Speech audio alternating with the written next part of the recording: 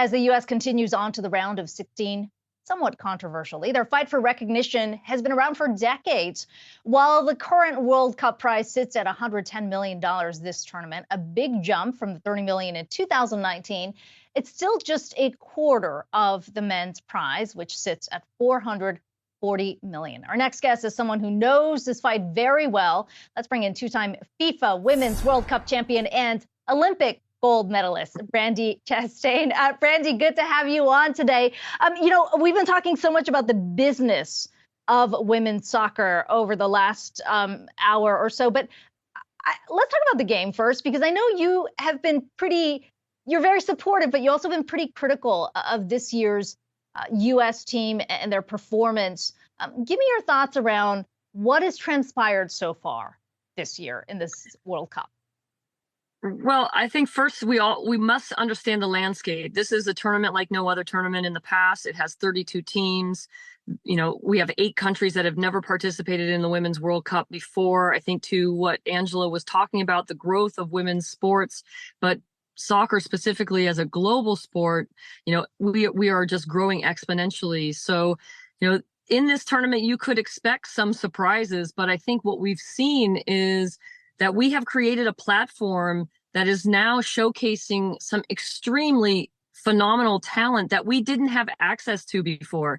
And so whether that be in our team with young players like a Sophia Smith, or it be in a Colombia and Linda Caicedo, or it be in a Moroccan team that just made the knockout rounds, or Jamaica, for example. These are teams that, had not been there before. So we are now, to Angela's point, we get to tell these stories. We get to talk about what it is that really makes women's soccer unique, and why brands are and should be even more interested in women's soccer going forward.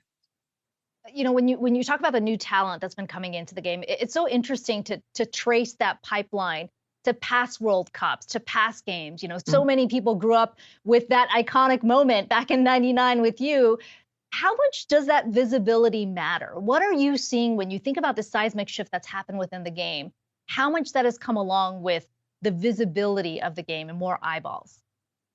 Yeah, I think it's twofold. I think one, it's if you can see it, you can be it. So for the young girl who never has access to seeing anybody that looks like her, is not encouraged to participate, it's a very tough road. I would say for the players that played alongside me in 1991, we had no access to watching anybody who looked like us at all.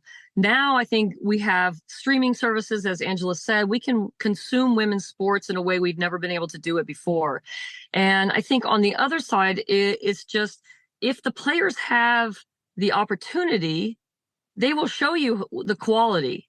And that just also hasn't existed. So again, for the 8 teams that have never been in the World Cup before, the fact that they are now playing against the elite, and Germany, like almost what happened to the U.S., getting knocked out in the group stage as the number 2 team in the world, shows you that there is quality in a lot of different corners of the world.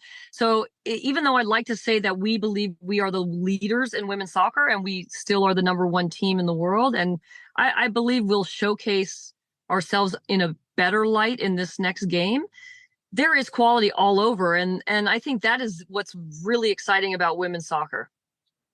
And while we've been talking about sort of the lack of investments here in the U.S. compared to the men's game, the U.S. still one of the leaders when it comes to the media market, the investments that are coming into the game. As you talk about this game being global and having more visibility globally, 2 billion people watching this year's Women's World Cup, to what extent do you think that starts to level the playing field? Well, it levels the playing field in just access to, your brand getting out there. This is shameless, but I love my team, and this is our Bay logo, Bay FC. And what we hope for this brand is that whenever you see it, wherever it is you are around the world, you'll understand what that culture is. You'll understand the virtues and the ethos behind building a team, and what it is we not only want to achieve on the field, but what it is that we feel that we can then put out into the world. And that is very critical for us as a team, as us as a brand.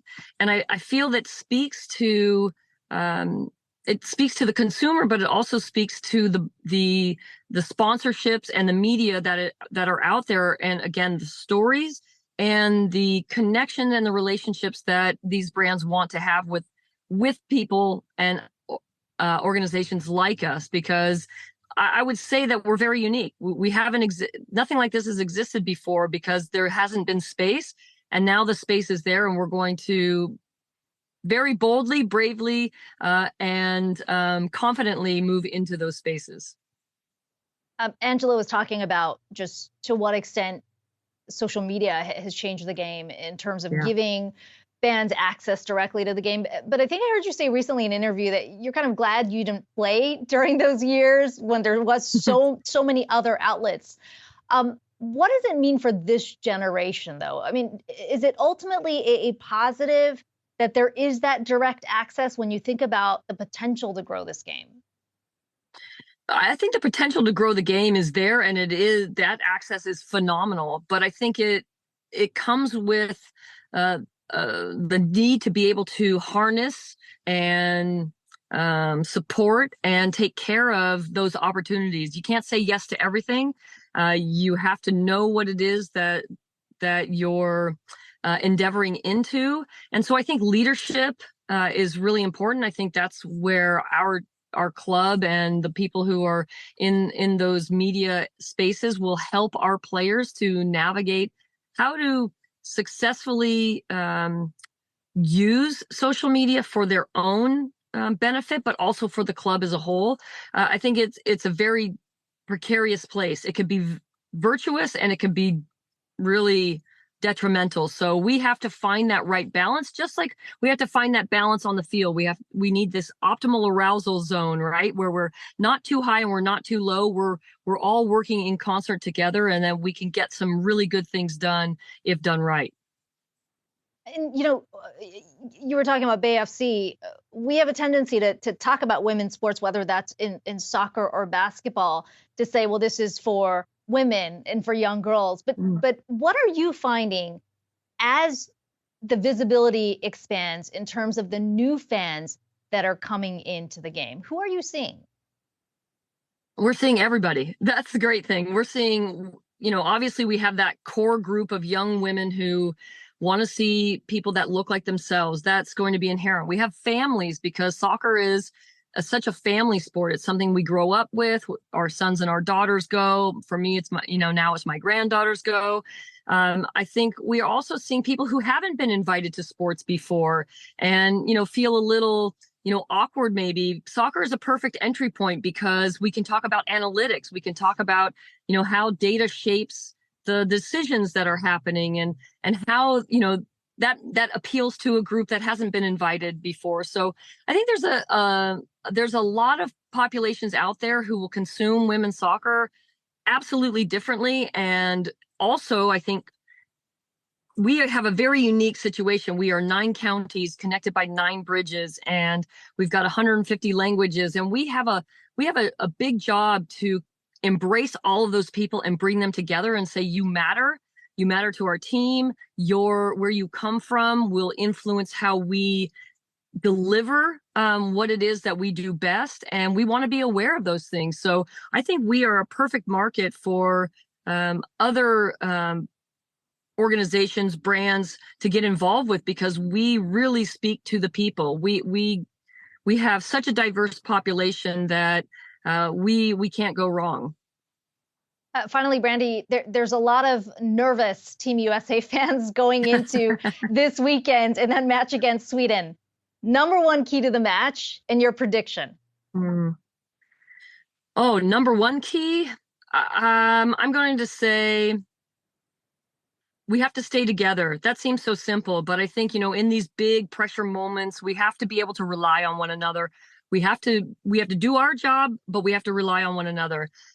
Secondary to that, in my opinion, is we have to value the ball more. We have to take care of it. We have to take the opportunities maybe with a heightened, elevated awareness that we might not get another chance. So we have to be good in the moment, and we have to bring that USA spirit and that gusto, and we have to suffocate the opponent. And, that in that way, it's not always pretty, but it's kind of our mentality. And we didn't see that in the last game. So I look forward to that. The prediction, it's a 51-49. I really think this is going to be one of the better games of the tournament. And I'm hoping that the 51 is in the US's favor. A lot of people hoping that as well. Brandi Chastain, it is so great to talk to you today. Two-time FIFA Women's World Cup champion and, of course, two-time Olympic gold medalist.